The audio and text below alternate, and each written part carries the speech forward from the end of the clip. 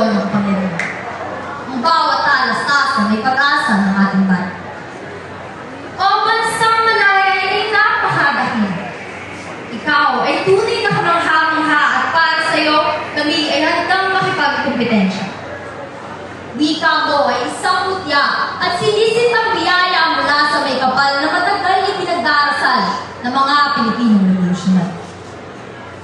Pakinggan niyo ako. Paminaw ako ninyo. Denden ka tayo.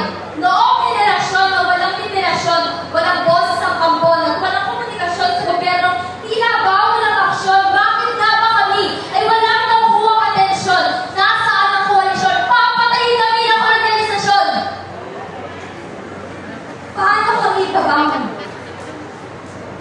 Kaya pala tila tayo nilalasan, nilulusog na tayo ng mga hapon.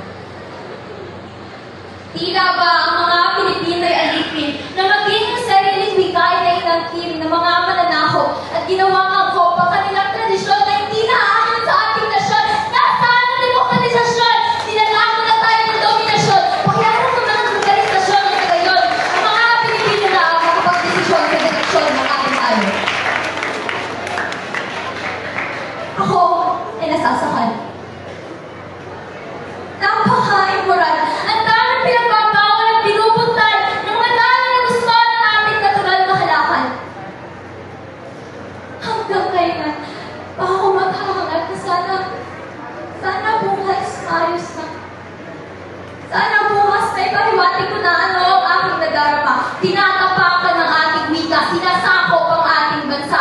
Saklo ng kapwa Pilipino, pakiangat ang ating bandila.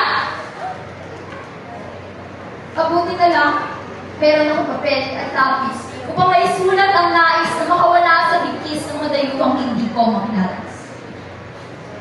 Kalaunan, nagkaroon ng dominyon ng wika ng nayon sa ilalim ng Puerto Quezon. Nabigyan ng aksyon ng suliranin ng lipon at nagawang makaawat sa matatarik na alon kahapon. Tulay ang manuskripto at pagsusulat ng dokumento na gawa na maka-apekto sa paglago gamit ang impluwensya sa mga tao na gamitin ang wikang ito. Sa paraang ito, madaming nabago. Naging malaya ang mga tao na gamitin ang wikang Pilipino at nagawang mabago ang pagkabilanggo sa ganamay ng madayong ito. Pagsusulat ng pangunahing nakahikayat sa pag-angat ng wikang ito. Kagaya ni Dr. Jose Rizal, pambansang bayani na malaking sanhi ng malayang pagbabahagi ng wikang kanta. Kaya huwag kang mabahala, tayo ay magsaya. Wala ng kompetensya, meron ng gitawa dahil malakas ang soberanya. Ang mga Pilipino ay may kalayaan na. Dahil dito sa Pilipinas, anuman ang iyong antas, anuman ang iyong dinanas, lahat tayo ay maaaring maging malakas at maaaring makapagbigay lunas sa anuman ang kailangan ng lutas gamit ang wikang lutas. Ipagmalaki mo ang iyong individualismo dahil ikaw ay isang Pilipino at hindi sakay ng dayong hukbo. Maaari ka nang maghayag. Mayroon ng liwanag dahil lahat tayo ay tanyag gamit ang wika na naging mitya upang tayo ay maging malaya. Isang ehemplo ang katagamit ni Sostomo. Tingin niyo ako. Tamayan ninyo ako.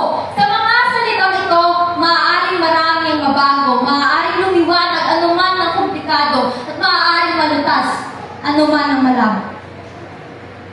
Bisan unsa nga dialektong Pilipino, pagpasigaro, pagsulti, ibutyag, ako kung sa kanyang primado.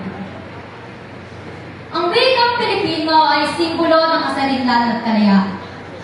Isang pangako sa nangaraan, makasalukuyang kapangyarihan at isang kaloob sa kinabukasan. Sa huling pangungusap ng aking ibig, bilang isang estudyante sa bansa'y umiibig, lahat tayo ay manunulat. Nagsusulat ng tadhana sa bawat pahina ng bagong umaga.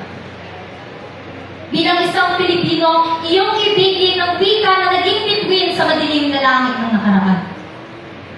At lahat tayo ay maging tulay. Tulay sa malayang bukas na walang kuka.